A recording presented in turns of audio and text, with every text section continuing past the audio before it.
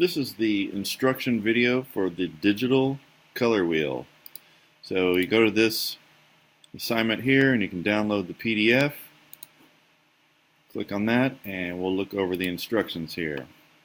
So you open up the PDF and I want you to do a color wheel poster that includes some information about color modes and color schemes. It will be a summative assessment, and I'll give you some formative assessments. I'll just kind of look to see how you're doing on it and maybe give you a formative assessment or two on the progress. It's a digital color wheel, so I don't want you to do this by hand with painting or mixing colors and stuff like that. We're going to do it all on the computer. There's going to be 12 colors, and I also want you to have at least 12 photographs that are used in the colors. We're going to illustrate and describe color schemes. We're going to illustrate color modes and a little bit of color psychology. We're going to change our paper size from 8.5 by 11 to 11 by 17, which is also known as the tabloid size. We're going to use Photoshop and Illustrator. We're going to go outside the room out here, and we'll go out by G Annex and the tennis courts. We should be able to find most of the colors there. I want you to do 12 colors, like a real typical color wheel.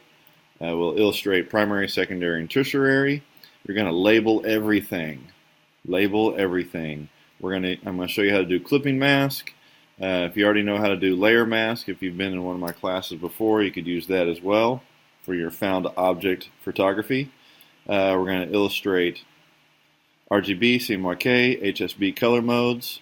We're going to show examples of color schemes, monochromatic, analogous, and complementary, the three simplest ones. And we're going to do a little bit of color psychology. Let's see here. So definitely when you're done with the project, give it your naming convention. Here's some resources to show you some other color wheels people have done. Here's a little rubric that I use when I'm grading them. Here's some student examples. Here's a student did this one last year. I liked how she went and put the actual true color and then put the image just below it. And then she also labeled and illustrated primary, secondary, and then some color schemes down here. And there's the color modes. Okay, that one was a pretty good one. A couple more examples here. So that's it. That's the project instructions for the digital color wheel poster.